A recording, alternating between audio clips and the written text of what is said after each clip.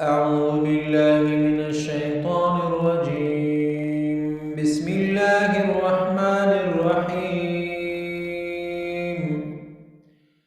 ألف لام ميم.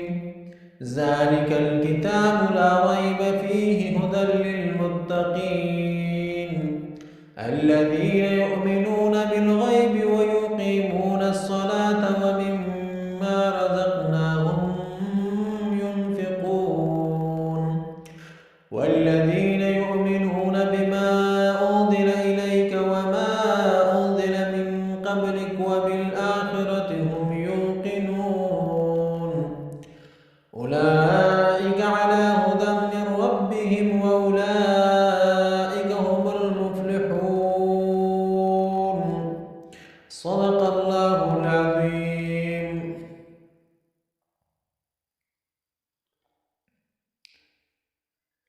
ألف لام ميم.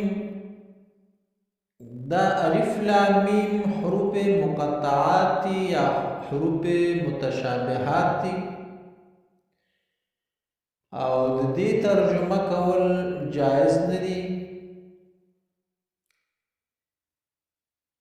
وما يعلم تأويله إلا الله. د دې ترجمه پر خودل الله ته الله پوهیږي او ترجمه الله اعلم بمراده.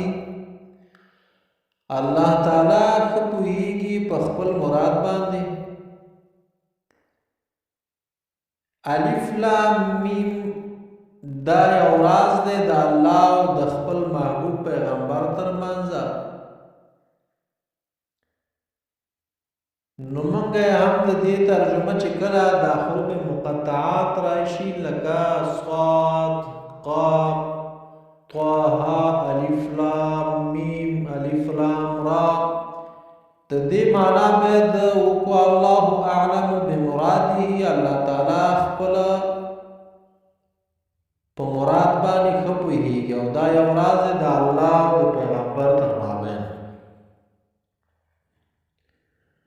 او بل سورت فاتحه او سورت بقره څه مناسبت سره لري؟ ولی الله تبارک و تعالی مخکې کوم بل سورت نه راوړ لکه سورت عمران یا بل کوم سورت نه راوړ د دې الحمدلله پسې چې سورت بقره یې راوړه.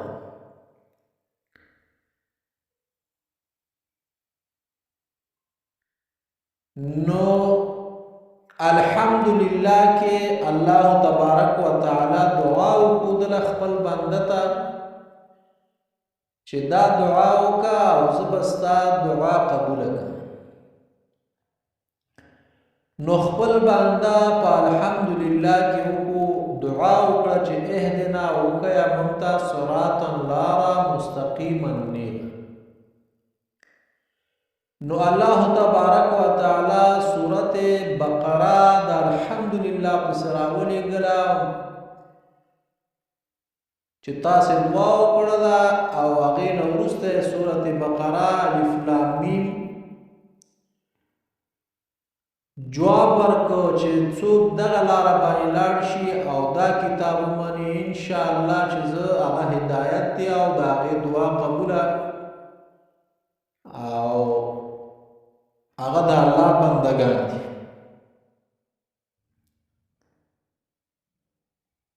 او په سورت بقره کې دا دعا قبول کړه.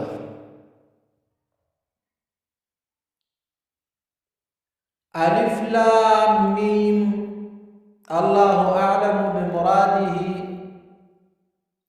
ذالک دا کتاب،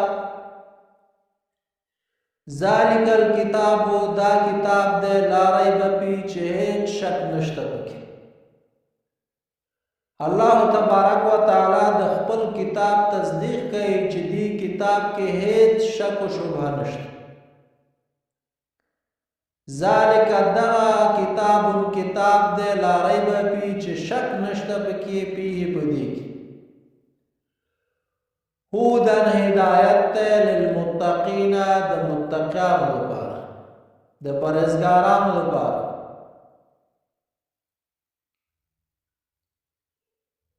الذين خلق ایمان لري بالغیب په غیب باندې.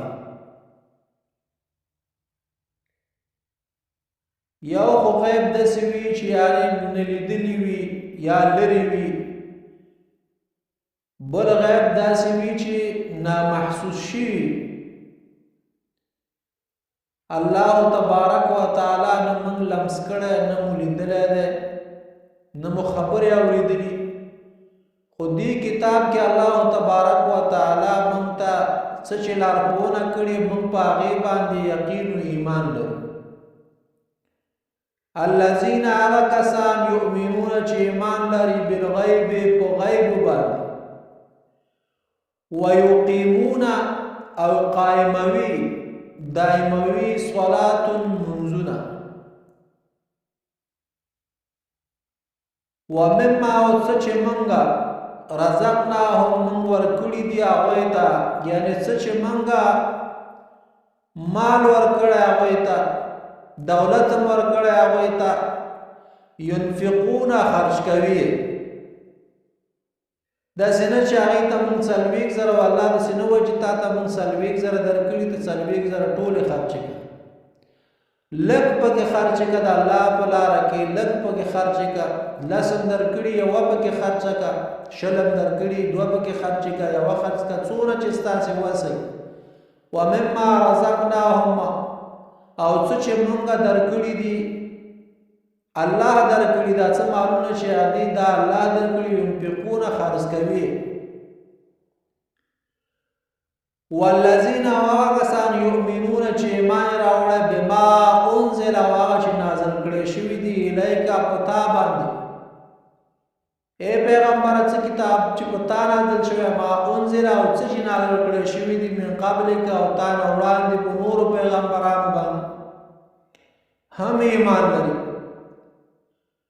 وبالآخرة او پورز د آخرت باندې هم یوقنون هغې یقین لري. الله تبارک و تعالی د دې خبرې تصدیق کوي دا کوم چې مخکې خلکو آیاتونو کې تیر شو. اولئک دا کسان علی هدن چې هدایت باندې وي من ربک د خپل رب د طرف نه، اولئک همدا خلک هم مفلحون کامیابي موندونکي. دې سورت بقره کې الف لام میم کې څو ټکي، یو خو بدني عبادات شو او بل مالی عبادات شو. نو څو رقم عبادات دي چې دلته یې وویلې، او بل ایمان راوړل شو څوک چې په دغه باندې عمل وکړي او په ورځ د آخرت باندې او کتابونو باندې عمل وکړي. الله تبارک و تعالی وویلې وفرمایل چې دا به کامیاب وي. صدق الله العظیم.